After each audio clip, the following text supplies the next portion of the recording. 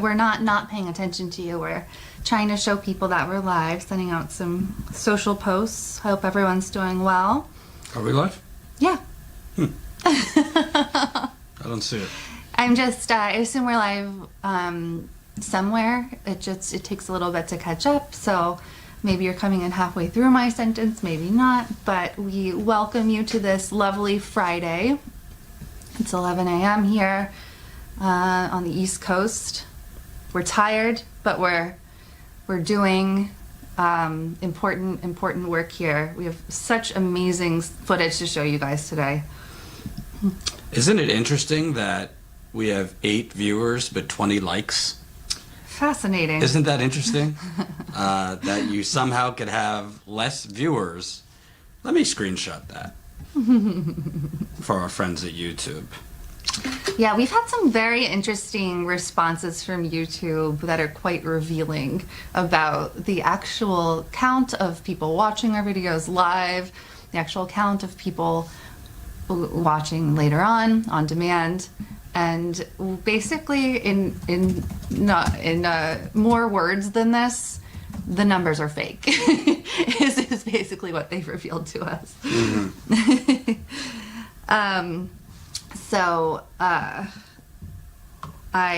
Well, transparency. I have a bottle of water here, and we do not have many opportunities to choose the brand. So I'm going to peel off this brand right now, but also I want to use this opportunity to tell you to take a look at the Supreme Court case that was just dropped regarding Nestle and astonishing human rights violations. So Nestle, go right to hell, and everybody definitely look that up.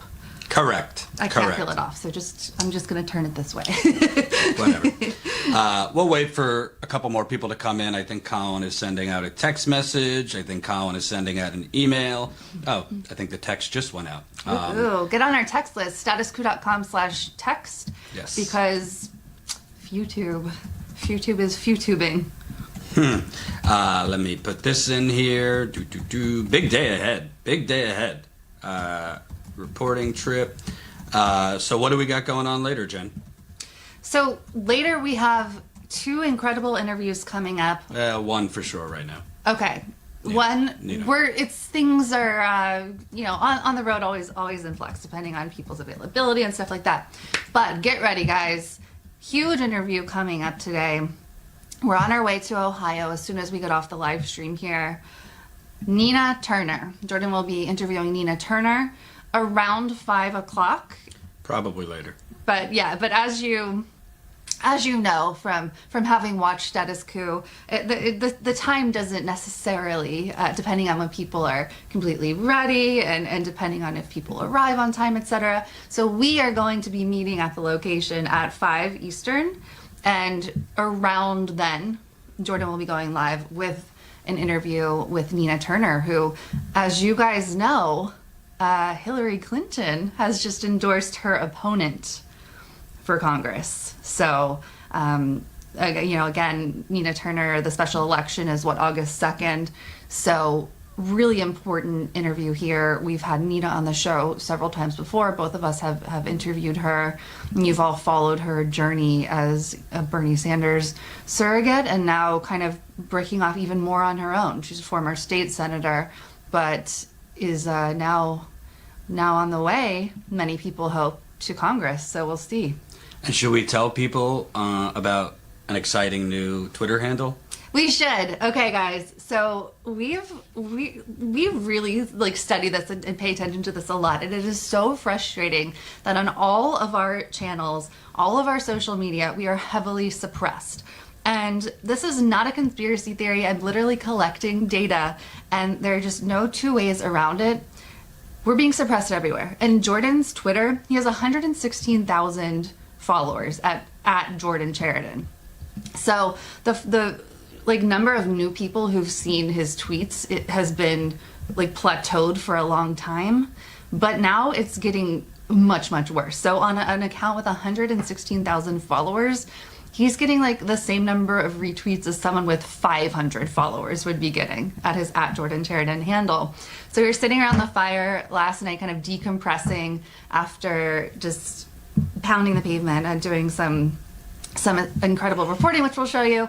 And we were like, you know what? Why don't we make a new Twitter handle, not Jordan Sheridan, to see how this goes? Because we truly believe on YouTube and in other spots as well on Twitter that literally we're on a list. We're on a list of don't show. So you can follow not Jordan. It's not Jordan at not Jordan C.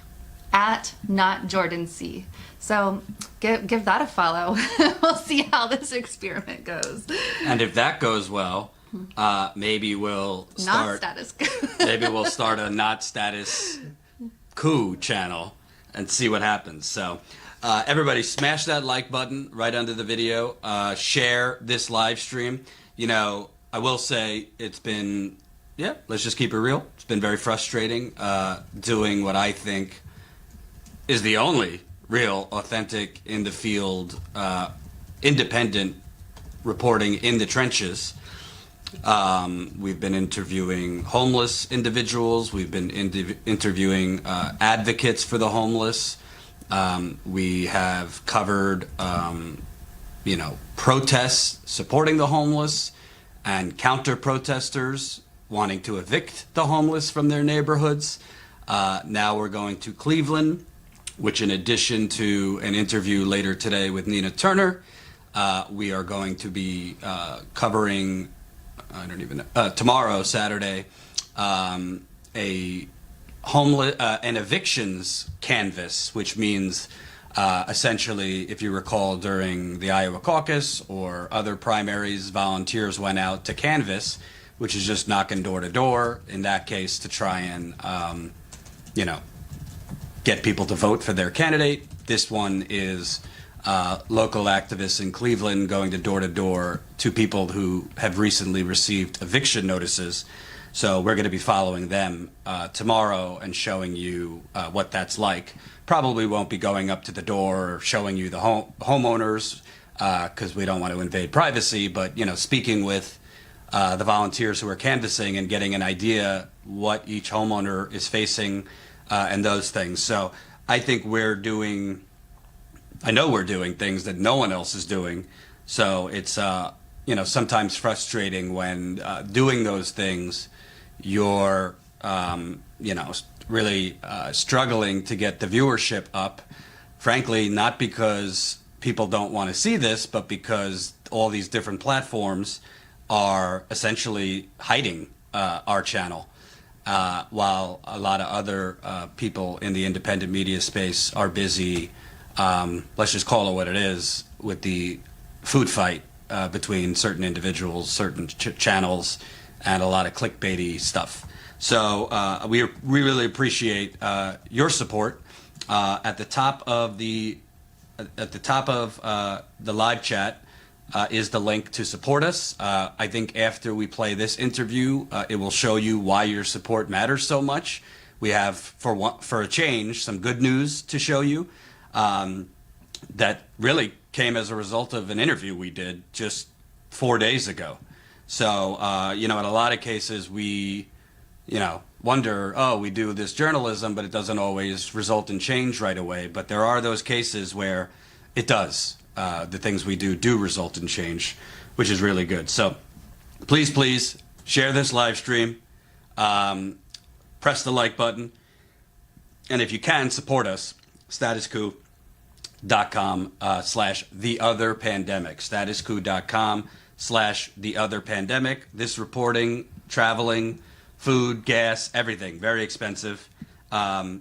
The account is already restricted due to unusual activity. So I'm gonna fix that. the at not Jordan C account, is now restricted after one follower being at the real Jordan Sheridan. Well, so there's 8 followers now, and so I just went to follow it on my account for my Jen Elizabeth J account, and it made me click. It said this account is restricted due to unusual activity, and I had to click view profile. Wait, we'll show you. We'll show you. Here, John. Just, hold on. It's almost like somebody's watching. Yeah. It's almost like Hi out somebody. there. It's like somebody's watching in Silicon Valley, and has a list of certain channels, and they just pull down that lever whenever you try anything. Really something. Really something. So that's what it shows if you go to @NotJordanC. Apparently, yeah, within a few minutes, it's restricted. How do we get around that? So I think it'll go away. I just looked at the account that, like the email account that it's linked to, and it says, like, it doesn't give an option to do anything, so it'll hopefully go away. Otherwise, click view this crazy profile with such devious things on it, aka literally nothing on it so far. See, it doesn't even come up for me @NotJordanC. What's up with that?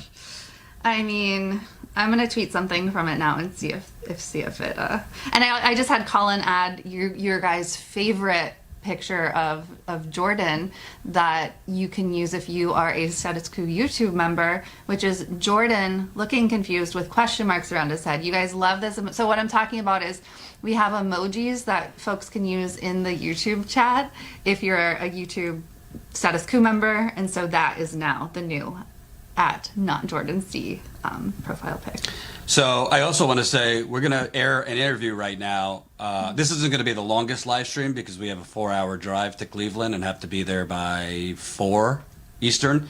But we'll have some things like a tough love message to our friends in the left media after this interview. So let's set it up. Let's set it up. On Monday, we got to Philadelphia to start our other pandemic road trip, which again, please support us. Any amount really makes a difference. statuscoup.com/theotherpandemic.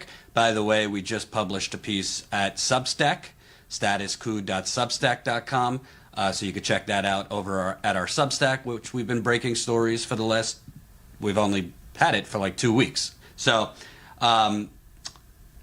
Monday, we were interviewing an activist here, Veronica, who is with Club Sandwich, which hands out food and other needs to the homeless, helps with mutual aid, those kinds of things.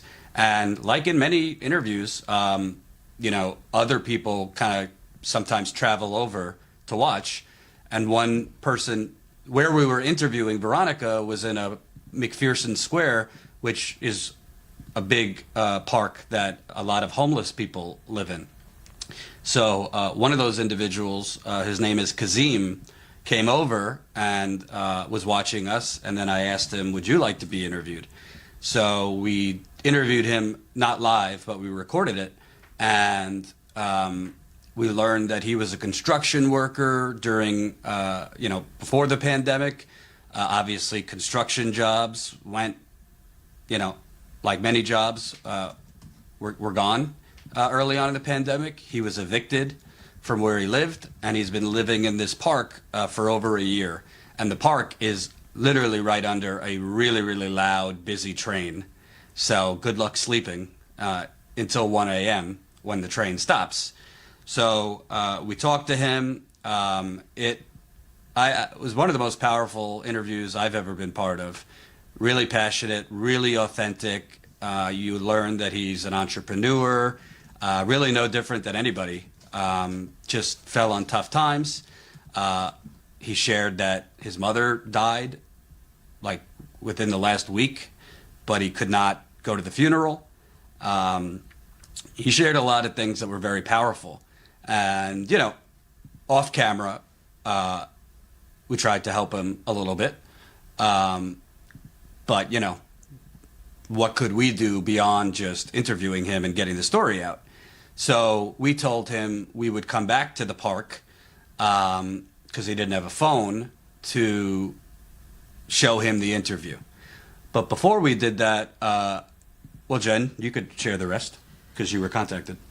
Yeah, so before we did that, before we did the interview and had the meeting that we're about to show you, we were contacted by someone. Is it? You think it's okay to? I don't know. Someone. Yeah, we were contacted by someone who had seen the interview, who we had become contacts with in Philadelphia, and this person had a job essentially for Kazeem. So there's kind of right in line with his skill set.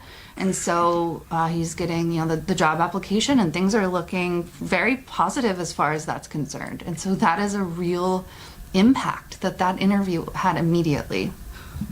Right. So, that's just the description, but we went there yesterday, to follow through. We also got him a prepaid phone. So, obviously, if he's going to be trying to apply for a job, he needs to be able to communicate with people who work there. So it took a very long time to find him. That's part of it. The park is very big. I would say there's at least 100 people who are homeless in that park. We had to circle around a few times. We couldn't find him. We were asking other folks, do you know Kazeem? They were pointing us in different directions, but we couldn't find him. And we were kind of like, damn, we got to go soon to Cleveland, but we don't want to leave without, speaking with him. So, it just kind of worked out that I guess somebody found him and brought him to us. And we were able to sit down with him, after John spent, 45 minutes trying to figure out the prepaid phone, which is apparently difficult to set up. It was very difficult. We were able to find him and speak with him and then interview him again. And I got to say, I feel like this update interview is just as powerful, if not more powerful, than the first one we did. Yeah. And I'll say this, we don't really, this isn't to toot our own horn, but let's be clear. This job lead that he has now that looks positive that he might get this job would not have happened without the first interview. Mm-hmm. And a viewer seeing it and then contacting us saying I might be able to get him a job. So that shows you, when we say nobody else is doing this, that's true. But real journalism can actually make a difference, even in the smallest cases of individuals, them getting work, them getting services, them getting a little help. So I want to show you our update interview with him. I'm just going to play it off my computer because that's the technology we have right now. Please watch this, and I want you to really think about, when we ask you for your support, I want you to watch this, and I hope you're seeing there's a reason we're asking for your support financially, because it's really expensive to travel. It's really expensive. 2 to 3 meals a day between 3 people, gas in the car, stops for water and snacks, parking, hotels. It all really adds up. And unfortunately, our reach is limited now because of all of the suppression we're dealing with on YouTube, on Twitter. Facebook is the worst. On the brains of the other leftist media who are otherwise occupied. Yeah. We'll talk about that in a bit. So without further ado, let's show you our follow-up interview with Kazeem, and it will detail what happened after our original interview.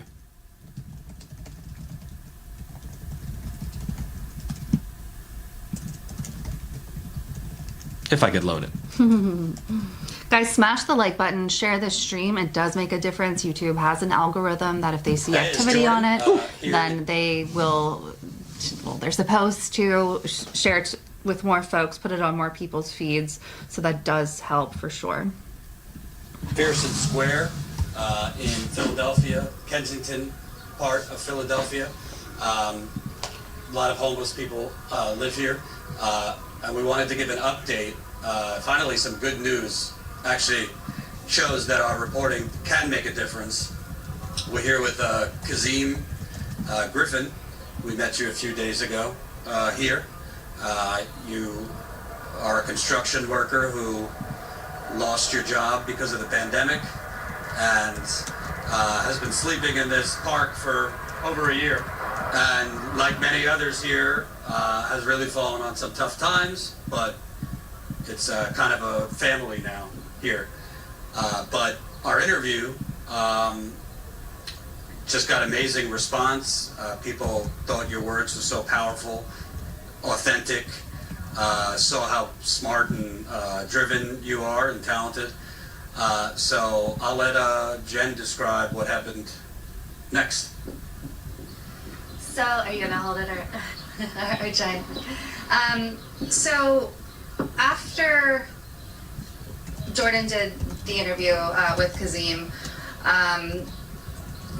many things happened. There's a big response from the audience in just feeling so connected with you because of what you've been through, who you are, and you can also tell, there's an authenticity about you and how you take care of, and describing how you take care of other folks, making sure that other people have food, have eaten for the day, and here you are going through so much yourself. So the kind of outpouring of folks are saying, does he have a Venmo? Does he have this and that? How can we help? And I think there are a lot of reasons for that, but I think it's also eye-opening for people to see what's going on and kind of how people like you, people who seem or feel or remind them of themselves, how this could happen to anybody because of our systemic corruption in this country, because of the devastating economic conditions for the working class. This could happen to absolutely anybody. And so I think that authenticity was really important for people. But also, someone that we had connected with earlier from Philadelphia saw the interview and contacted me with a potential job to interview for, and kind of fitting right in with your skill set. And I think that I'll let you describe kind of how things are shifting for you. We've had some off-camera conversations about some things that are kind of maybe looking more up.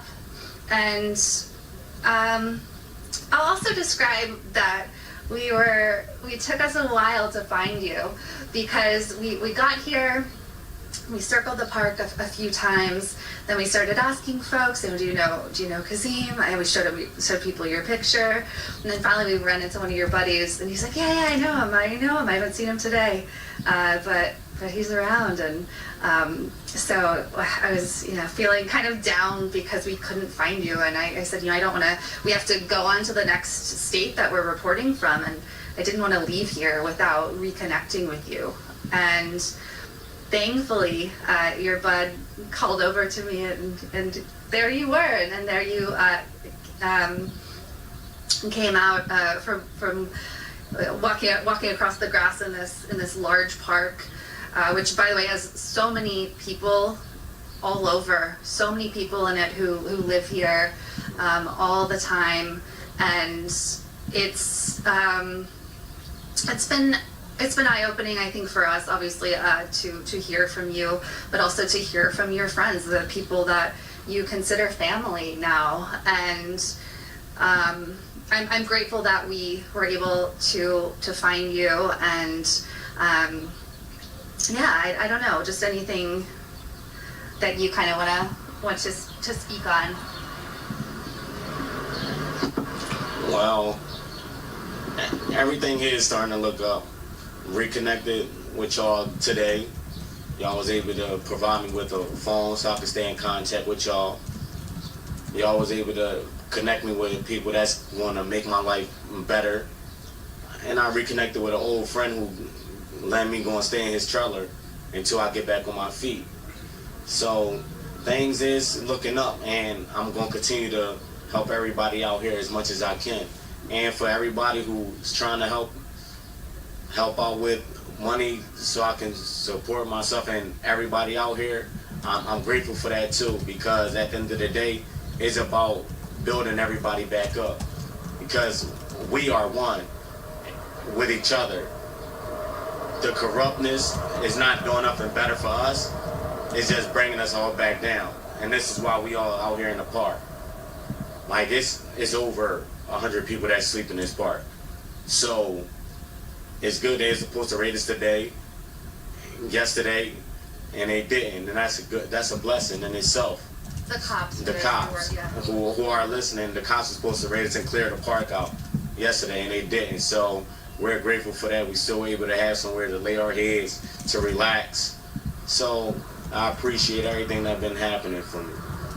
And we're going to let people know under this video at some point that we know we're going to get you, because we had so many people who wanted to help in any way that they can, even from a distance. So getting a Venmo going or something like that, you said. So we'll share that info.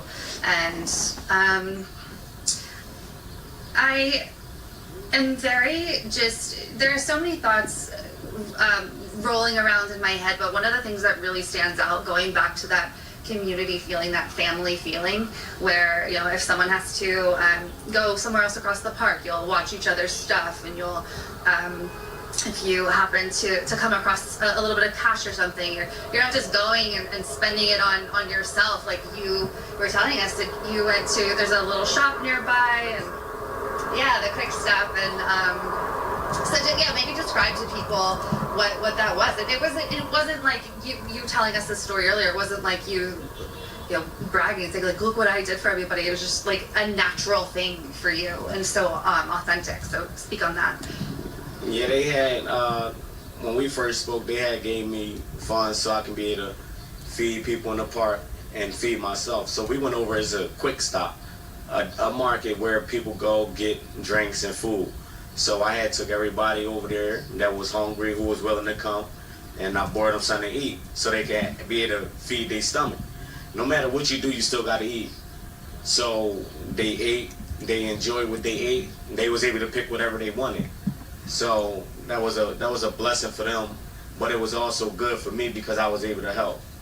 So I want to ask you, now that this seems like there might be some momentum to you getting a job and getting potentially, you know, housed again, how does that feel? Because you were a construction worker. You said you could build a house from the ground up, and to be, you know, I don't think work should be all of life, but for you it sounded like it was like part of your purpose, what you were doing.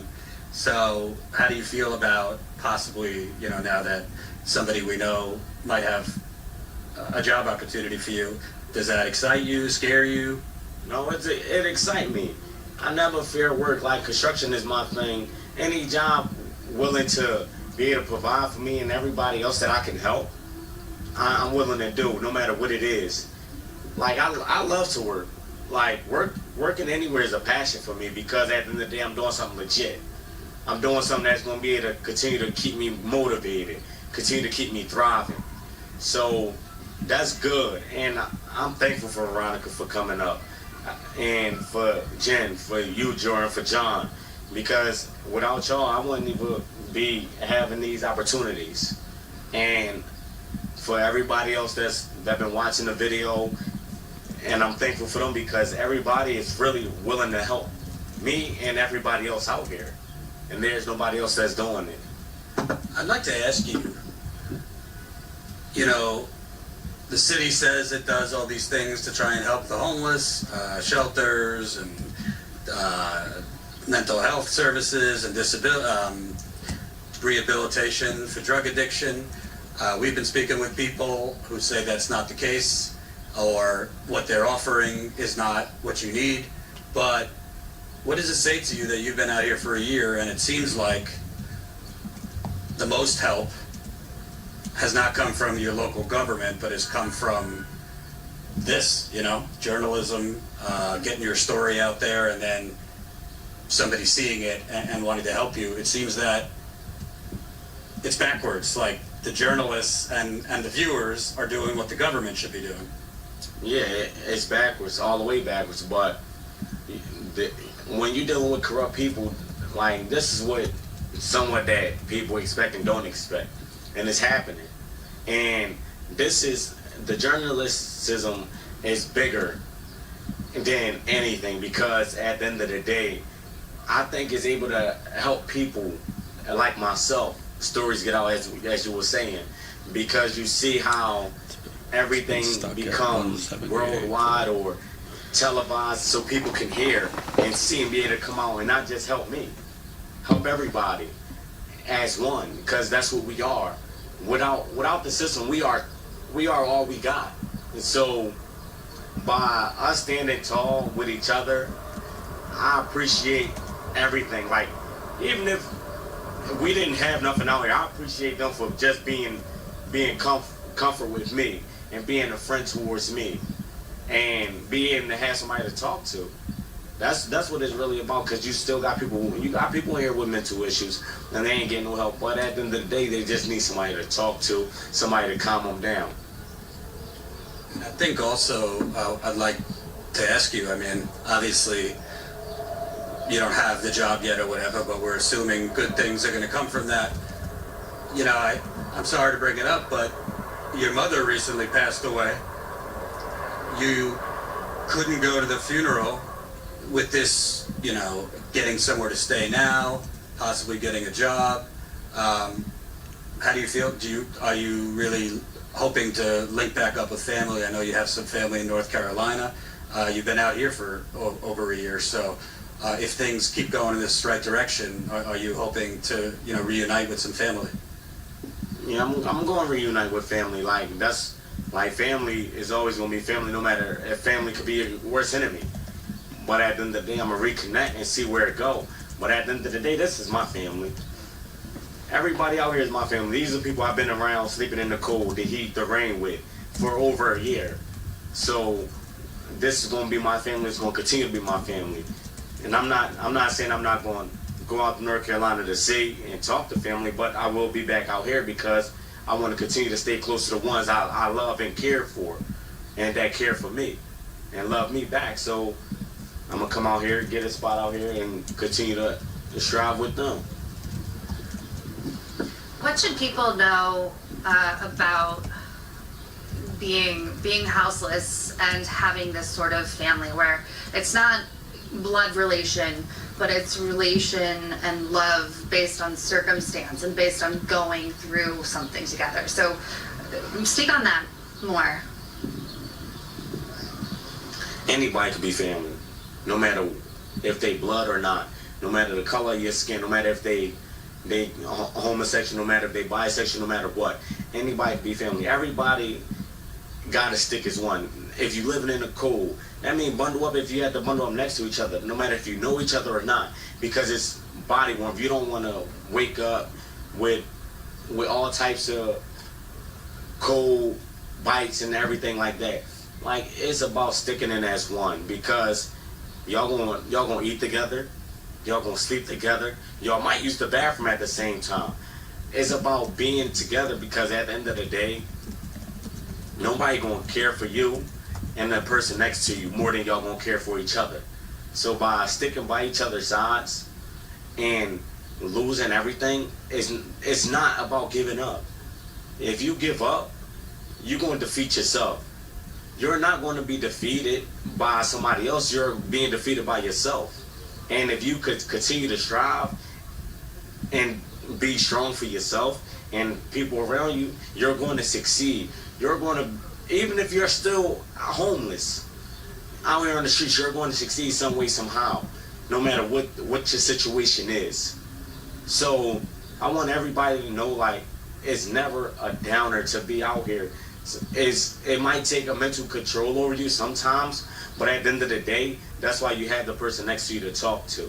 That's why you have a community of family, not blood. So it's everything about how you react to things and about sticking with each other one by one.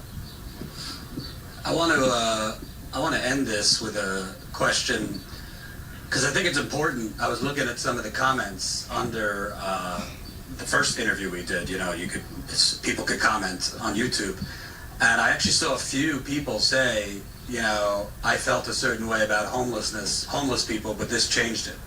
This changed how I view homeless people. I'll never walk by them again with the same mentality. I saw one comment, I'm gonna do my best to help the homeless in my area. What's your message? I mean, it's in Philadelphia and many other cities. What's your message to the people 10 minutes down the road in the gentrified section of Philadelphia that, you know, a lot of these nicer areas that millions and millions, billions have been put into, you guys are at a kind of out of sight, out of mind in some areas that they're trying to push you out. What should people who might view homelessness or don't even think about it, what should they know? They should know we human just like them. They should know we out here striving to make a dollar just like they are. They go out there and work. We just trying to make a dollar just to eat, just to have something to drink. Nobody should look down on us. Treat us like y'all treat y'all kids. Treat us like y'all treat your brothers and sisters. It's older people out here. Treat them like y'all treat your mom and dad or grandparents. Y'all will help them. Just help us. Like, give them, if you see a homeless person, give them $1. Even if you gotta reach your water out your car, give it to them. Let them drink. It's hot. It's humid. There's nothing out here that we can't sit here and not give to each other. So all the ones that's in the good communities, all the ones who do have places to stay, things to provide for themselves, it's not no problem with giving. If you can give, you will receive. Like, other things will come your way. So continue to come out here and help us. Come out here, even if you gotta come out here and talk to somebody for 5 minutes. Let them have a shoulder to lean on. There's nothing wrong with it. So don't look down on us. Look at us like you look at yourself when you look in the mirror. See if you see yourself in our situation. And realize that it can happen to anybody. And what's your message to the city government of Philadelphia, who they seem to take a lot of money from corporations, real estate developers, private interests, and then, you know, give them favors, tax cuts, you know, favorable zoning. But it doesn't seem to me they're doing, putting in the same investment to try and help people here. Oh, the government, the city, y'all say y'all here to help, but y'all willing to just take everything from us and continue to take. Possibly. Y'all not doing nothing for us. If y'all want to do something for us, come on and show us that y'all can do better for us. Give us somewhere to stay. Bring out more food for the people that's out here. Bring out clothes, blankets. Don't sit here and try to continue to degrade us. Y'all ain't doing nothing but hurting us more. So by y'all doing that, we gonna continue to fight for what's right. And we not gonna stop. So that money y'all taking, sooner or later, y'all gonna get pinched, just like Trump, just like Biden, just like all the corrupt court systems. The corrupt court system, y'all got judges, lawyers, all of them out here coming out here doing the same thing we do. But y'all willing to put us in jail for it. I think that's an important point. I don't think a lot of people realize there's literally wealthy people that come here. They park further away so no one can see them. Sometimes they wear dirty clothes to try to fit in, and they come here to use drugs. Correct. So they want to do that, but they willing to put us in jail for it. That's not right. Do two wrongs make it right? I don't think so. So if we out here doing what y'all doing, why is it wrong? But y'all shouldn't be doing it because we not out here really trying to be out here doing it. We're out here doing it because we in the street, the struggle of mine. So by them doing that, good looking at this. No, thank you. Thanks so much. So by y'all doing that, it's gonna continue to show that y'all not good for us. So why is y'all still doing what y'all doing? Go out here and be like the ones that's out here, cause that's what y'all doing. And we are here for ourselves. People out here doing these drugs or anything because of the position they're in. It's a coping mechanism. So if y'all can give us a better way to cope, what's wrong with that? So let us be free. Y'all free when y'all come out here, so let us be free. Leave us alone. Let us continue to build and help us build. What would you say to people who are possibly facing homelessness themselves. The eviction moratorium is ending at the end of this month, and the economy is devastated. The working class is not getting any lifts up from the government. So what would you say to people who are maybe scared in that position? What I can say about that, don't fear nothing. If you're on your way to homelessness or eviction, don't be scared. Use the access you have. Come, listen, if you in Philadelphia, we willing to take you in this part. I'm willing to help you when I can help you. So don't be afraid. Like, even if you gotta talk to the person that you're renting from, anything, a couple more days, a week, there's no problem with talking. Even if you had this talk with them before, it never hurts to keep trying. Come out here, ask. Come out here. It's people out here that's willing to help. You can come out here and ask anybody in the park for $1. If they have it, they're going to give it to you. So don't be afraid. Be strong. Continue to keep your spirits up. And yeah, it's going to take a mental toll on you because of a position you might be able to fall in. But at the end of the day, don't never let it take nothing from you. I lost a lot. I lost everything. But I never let it take everything from me. I still strive, and I want y'all to strive too. And continue to be strong. This is the last one, I promise. What's your message to the media? Because part of why this is able to continue, part of why this corruption among politicians is allowed to continue, is the media doesn't speak with you. The media doesn't investigate the politicians, really. In some cases, the media is taking money from the same special interests that are giving to the politicians. I don't see media coming out here speaking with you and others. What's your message to the national media, who seems more focused on Russia and Trump, and the local media, who seems more focused on, sensationalism? For the media, y'all want to follow all the wrong things. Follow the things that need to be followed. Humanize us as one. Continue to come out here. Just like Jordan, Jen, John, they come out here and talk to us. Y'all, this is what y'all need to do. And stop taking money to cover things up. By you covering up what's in the dark, always gonna come out in the light, no matter what you do. So y'all want to be out here trying to find somebody selling drugs in a Channel 10 news helicopter when you should be focusing on the story of life? That's incorrect. So my thing is, money could carry you so far. Dirty money, and you always get caught. So I advise y'all to come out here and do something good for yourselves and everybody else. And I'm saying good for yourselves as in you will feel much better about yourself by knowing that you're doing the right thing. Not for publicity, not for none of that. You're doing the right thing. And doing the right thing will always take you the best way. Thank you so much for talking to us again. I'm glad that us meeting now has produced some good things for you. And you have our number, so we'll stay in touch.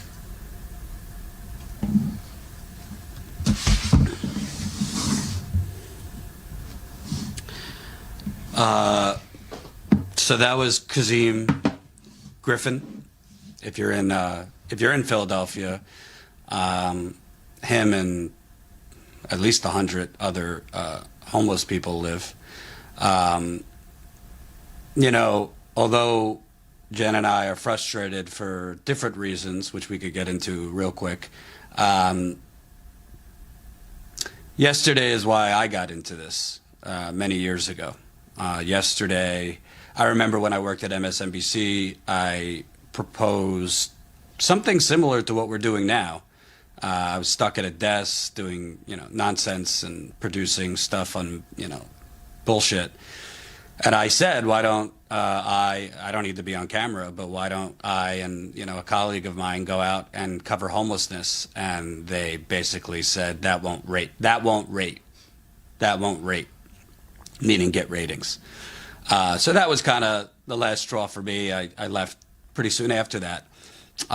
But the truth is the status quo is so powerful that even the best journalism, it takes time to make real change, particularly when your journalism is being blocked and censored and suppressed. But it really means a lot to me that just an interview with a homeless person led to a viewer reaching out that could help him get a job. I mean, he doesn't have the job yet, but it sounds really promising. His skill set is great for this potential job.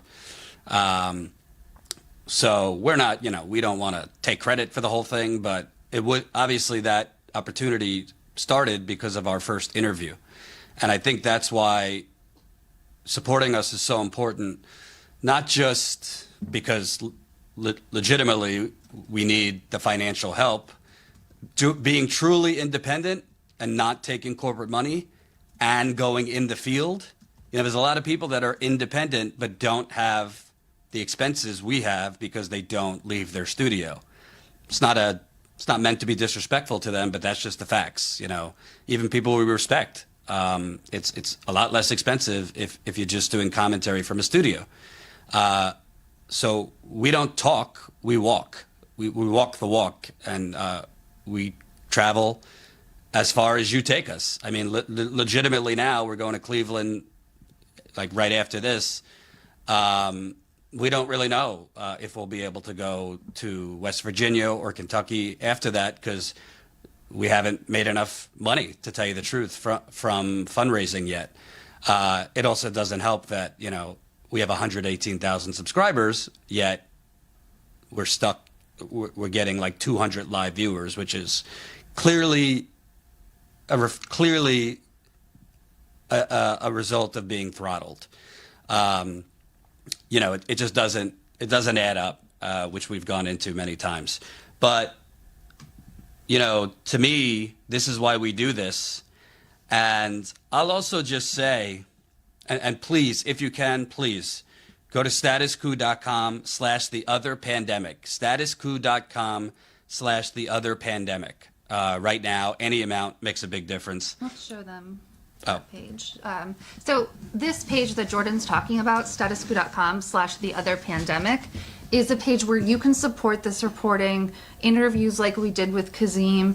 The reason we're able to do any of this is because of you guys, because of support. Also on this page, I have some more updates to put on it for sure, but there are behind the scenes pictures and photos and thoughts. I'm writing daily blog posts, sort of type updates, telling you what's going on, linking you to the reporting we've done. So bookmark this page and visit it a couple times a day to see the updates and the behind the scenes.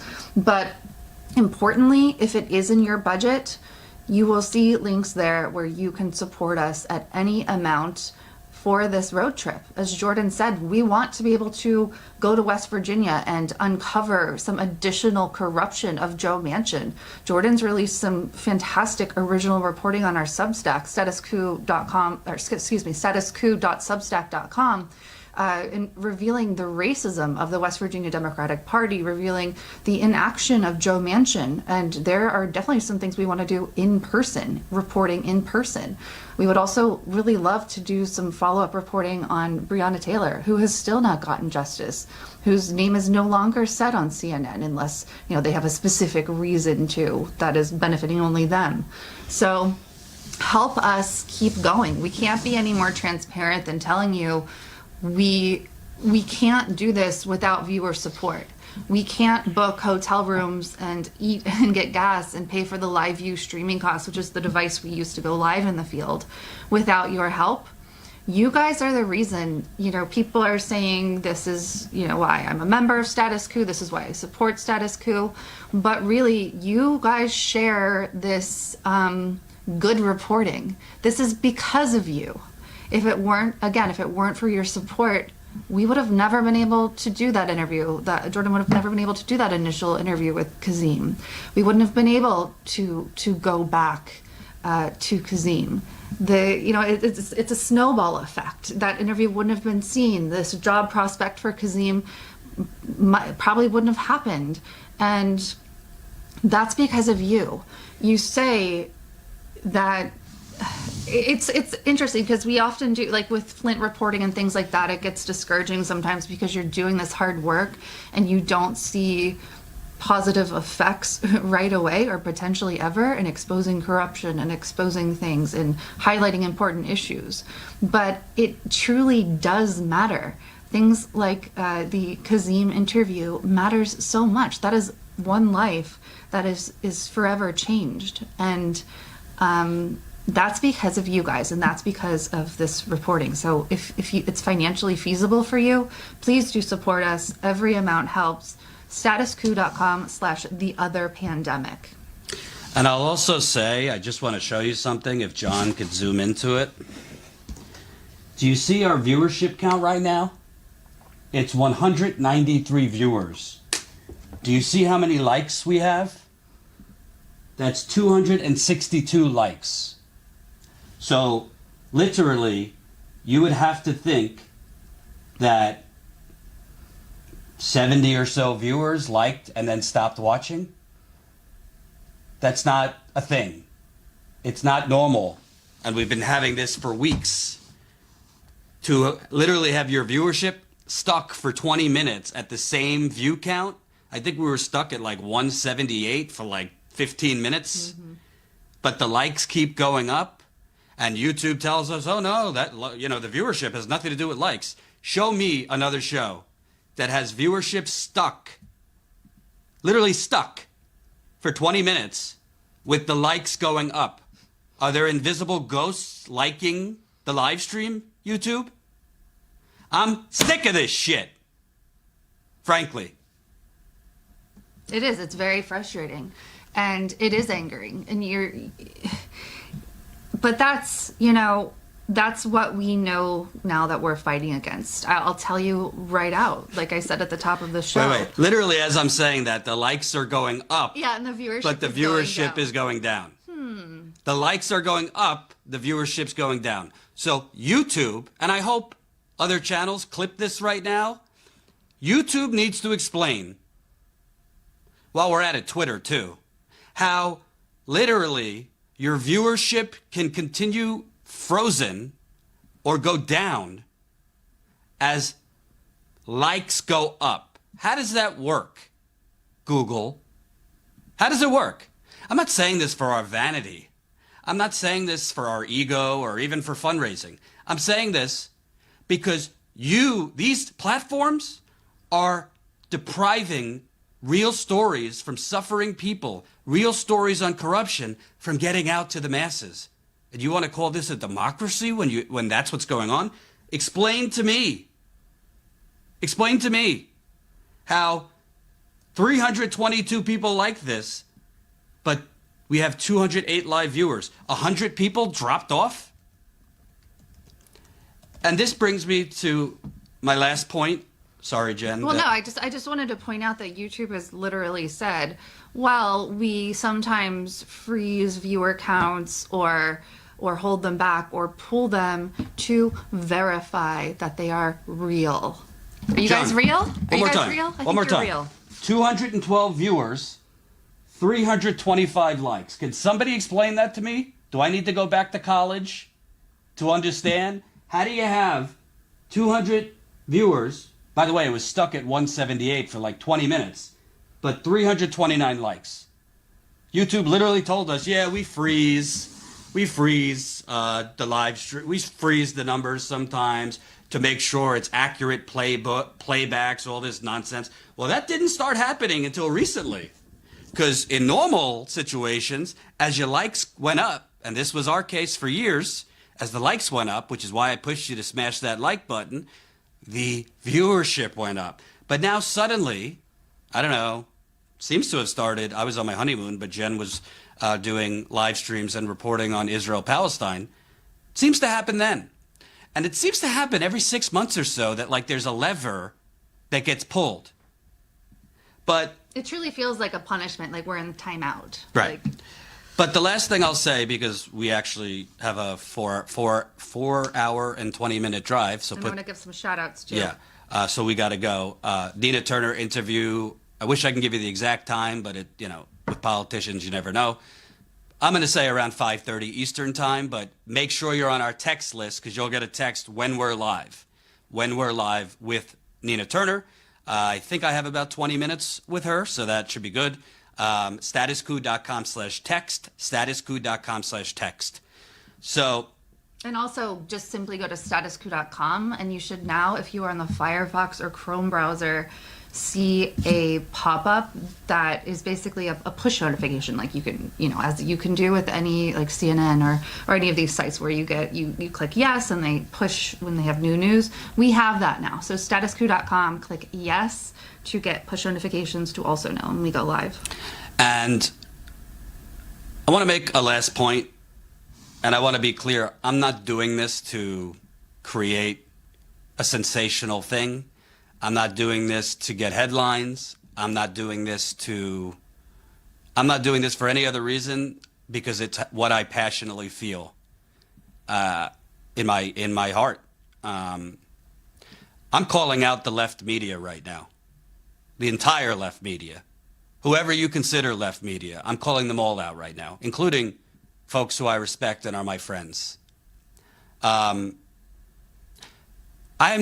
We're not here to tell other platforms, other hosts, other shows what to care about, what to cover, what to share online, how to do their thing. It's not about that. But so many other platforms focus their time and energy, a lot of their time and energy, and we've done it in some cases, on exposing the corporate media, exposing corporate media lies, exposing propaganda, exposing sensationalism, stupidity, corruption within the corporate media, and I'm all for that. But it seems for some reason there's not as much interest to cover actual news, actual reporting, not just from us, but even other platforms. There doesn't seem to be even the drive to even share real reporting on their on their Twitter or social media. And some of these people have hundreds of thousands of followers. In one case, Kyle Kalinske, it was amazing, did a video just talking about the censorship we're under, specifically Status Coup. And John, our cameraman's amazing footage from January 6th. He was the first person live there. We had almost 30,000 live viewers. He almost got his ribs cracked. I'm not going to get into details, but he's been affected since then. And YouTube took down our live stream, took down 7 or 10 videos since then. Kyle was nice enough. I didn't even ask him to do it. Kyle was nice enough to do a video exposing that and literally told his subscribers, go subscribe to Status Coup. I think we got 1,500 new subscribers in a day. All because Kyle, who's been doing this for, 10, 15 years and does great work, cared enough about real reporting to highlight that it was being censored and urge his viewers to support it. Not even financially, just to go subscribe.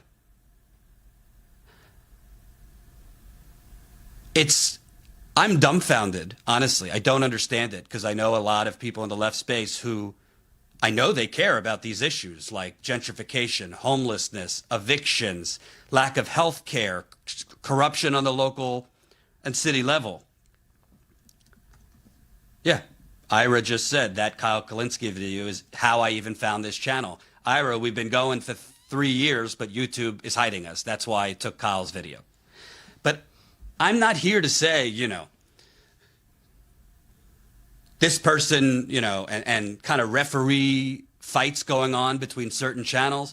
People could do whatever the hell videos they want for however long they want, with whatever headlines they want. Clickbaity or not. And some of these hosts will admit some of the stuff they've been doing is very clickbaity. I'm not here to referee that. I'm not here to get involved with it. we're doing actual reporting on the ground, and those channels could do whatever they want. But all I'm pointing out and asking to, other progressive hosts, why do we have to claw with our fingernails to do this, to scratch quarters together, to not take corporate money? We don't take corporate money. We had a small investor who was a viewer in the beginning, 50 grand. It just went to equipment and bringing on Ty at the time. It was in the door, out the door, just to get started. We haven't had anything since then other than a GoFundMe, building our small dollar membership. We've actually turned down opportunities for money because we didn't like where the money was coming from. So I just think a healthy, independent media ecosystem shouldn't just be a bunch of fucking hot takes and clickbait all day, every day. I know other channels, need to drive views, need to drive revenue, this and that. But for the love of God, please, you don't even have to have us on to talk about it.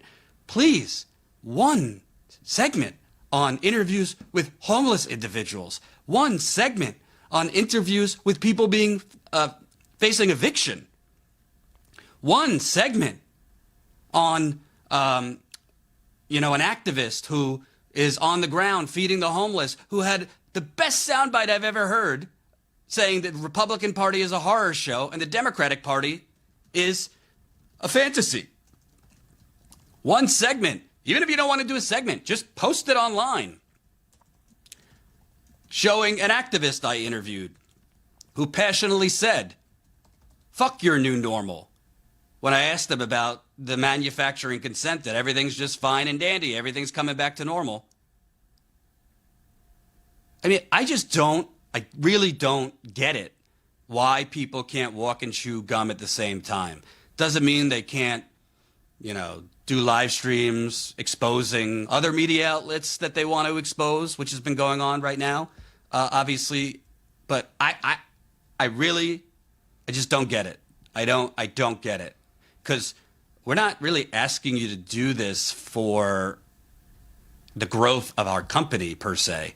We're asking you to do this because we're being hidden. The stuff we're doing is being hidden, not just here. Flint, environmental protests we've covered. We went to Seattle to cover homelessness and Jeff Bezos's basically driving it and Amazon driving it. We couldn't get people to share that. We went to Louisville, interviewed Breonna Taylor's aunt, covered protests, couldn't get anyone to share that. Been to Flint, breaking stories. Only people there. 7 years later, pulling teeth to get anyone to cover that. So all I'm asking is, if you're a leftist host, if you don't like me, that's fine.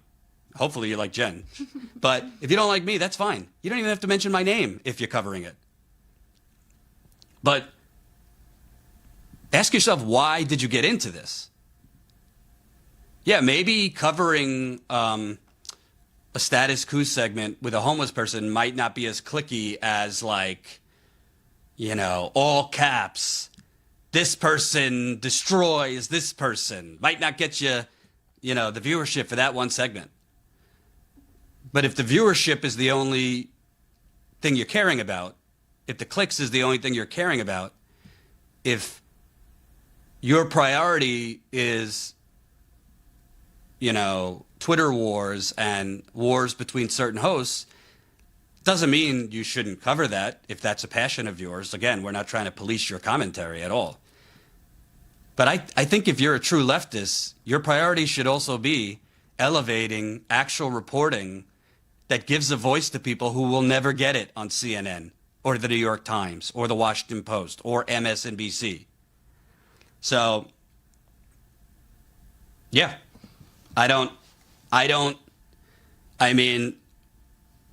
maybe we got to start doing a lot more clickbait. I don't know. I really don't know. But it's just, I got into this 6 years ago. I was at the Young Turks, obviously, then. I know for a fact that there's a humongous audience that wants what we're doing, because this is what I did at TYT, and I grew the fastest channel they ever had. without a lot of help, by the way, when I was at TYT, doing very similar things in addition to covering the campaign. That was before YouTube started what you're seeing now with this. I don't even call it algorithmic rigging. They're waging an information war, and they're hiding anti-capitalist, anti-war, real reporting. They're doing it for a reason. So all I'm asking is, please, if you're a leftist media host, I just ask you to share our stuff, please. You don't have to share everything, but geez, something. You know, I see them having other hosts on their show to talk about whatever is the day-to-day politics. Like, I don't know. We don't bite. We'd love to come on your show to talk about our reporting. Yeah, so. Yeah, I'll just add. We got to go really soon. Yeah, so I do have a lot more to say on this topic, a lot more, and we do have to get back on the road to get to the Nina Turner interview, which again will be around 5:30 p.m. Eastern.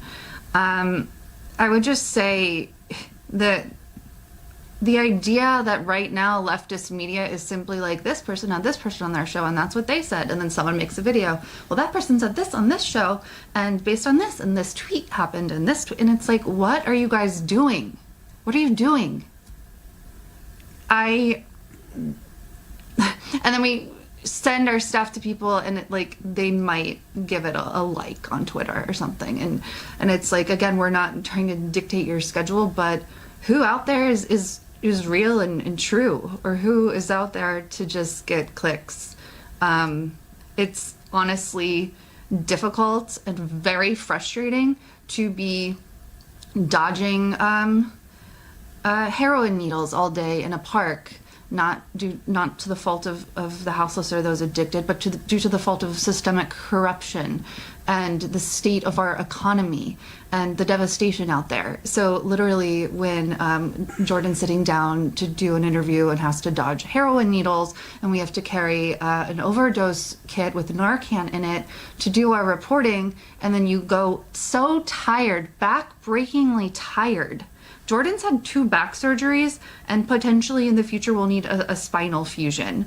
I am still sick with long hauler COVID, doing my damnedest to try to keep up with the pace I used to, and it's difficult. And so when you get back to the hotel room after a day like that, and all you see from your supposed like friendly channels, friends of the show, progressive people, is this bullshit. It's so frustrating. So again, I want to thank you guys for getting it, for watching, for being the real ones.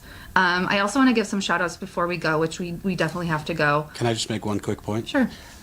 Let's not forget also, John is behind the camera holding heavy fucking shit for hours at a time. Yeah. It's not just me in front of the camera, Jen in front of the camera.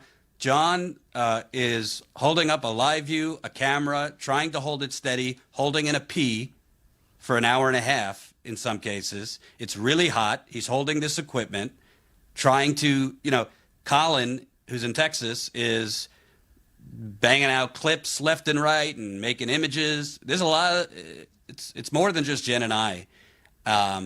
I just wanted to make that point. Yeah, of course, absolutely. And there's a lot that happens that you guys don't see. Like, you guys, I have pictures of this, but John, yesterday after we interviewed Kazeem, he did some portraits of Kazeem, and Kazeem was so happy, just the smile on his face to have these portraits taken. There's stuff like that. So after carrying this heavy equipment all over this park, like trying to find Kazeem, and we're all so tired, John is like doing that because it made someone happy and because it was a cool thing to do. And so it is, people are saying just stick to it. We definitely are. We're frustrated and we're voicing this, and I again have more to say, but we're not going to stop. This is what's important. Yesterday, I believe, was one of the most important days in either of our lives as journalists because of what, the outcome with Kazeem, and that is what makes it worth it. So everyone can do whatever they want to do, but I encourage you, if you are a leftist media person watching this, think about what you're doing and why. We're going to be late if we don't stop the live stream right now because we have a 4.5-hour drive. Well, let me read people real quick. Real quick. So we really appreciate all of our people who've been supporting this trip. I want to give a quick shout out and encourage those who are able to continue helping to fund this trip to please do so. statuscoup.com/theotherpandemic. And so I want to thank Henry, Jacinto, Sasha, Elva, Larry, Michael, Dora, so many others. We also have had some incredible super chats during this stream, and so thank you so much. I can't read this name because you used a bunch of letters, but it looks like root in the center, so thank you for the super chat. Fly Chomper Fly, thank you for the super chat. Keep in mind that the typical number of likes is about 20% of views. That is normal. It's almost impossible to have more likes than views. Yeah.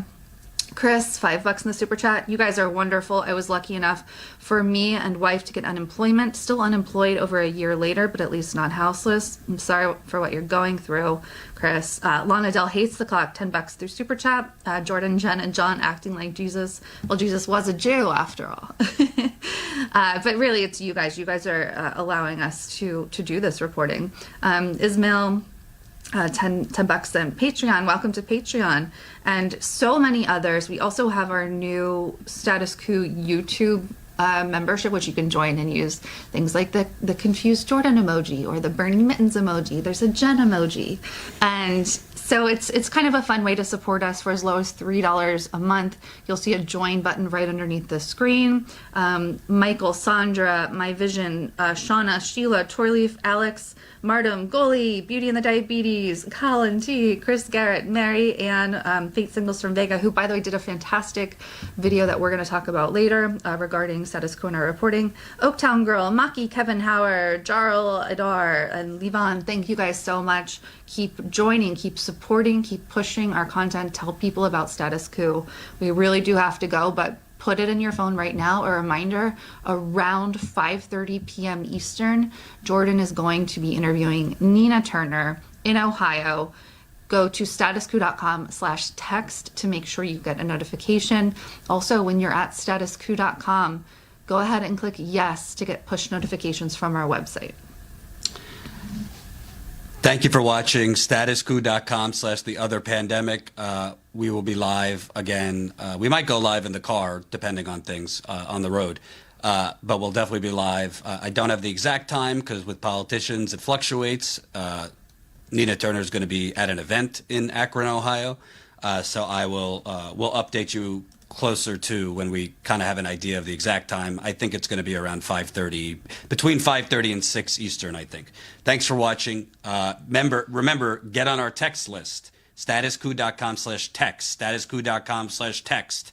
And I'll just answer somebody who said, Jordan, if you grill Nina Turner instead of a softball, I'll become a member. If your idea you'll support financially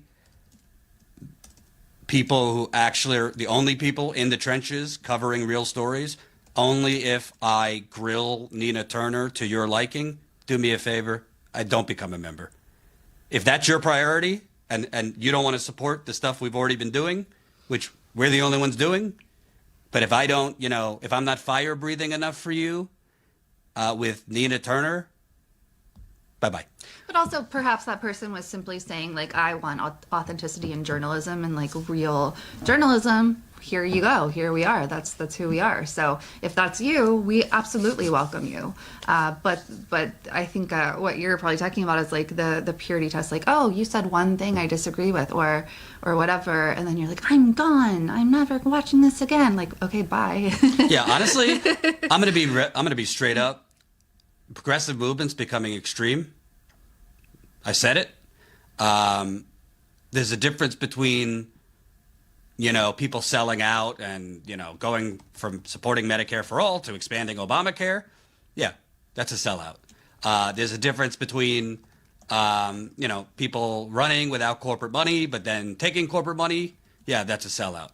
But like this mentality that, by the way, started in 2016 after Bernie dropped out, that if every single person doesn't agree with you 100% of the time, if progressive hosts don't agree with you 100% of the time, if they're not fire breathing equally like you, then you're a fraud or a sellout. That's like literally the mentality of a 15-year-old.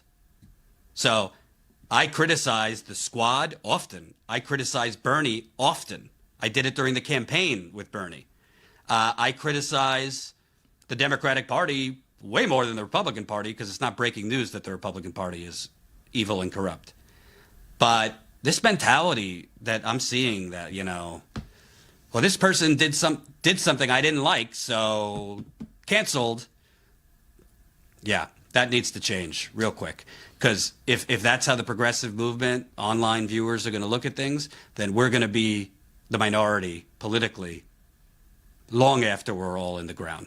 Thank you for watching. We have a lot to say, so potentially we might be going live from the car. We don't know. The service was crazy on the way, so get on that text list so you know we might go live from the car and chit-chat more, not chit-chat, but like tell you more about the behind-the-scenes stuff. We've got more to say. We definitely have more to say on this. Thank you so much, Stacy, for the statuscoup.com/theotherpandemic support. Keep it coming, guys. Share our stuff. We love you. You guys are the real ones. You're the ones who care and are in this, watching this for the right reasons. One more thing. This chatty Kathy. One more thing. I don't do this often. There are souls out there who have been nice enough to give larger donations. We appreciate you so much, non-corrupt corporate souls. So those folks out there who have a little more means, we need your help if you could do it. Thanks for watching. We'll talk to you later.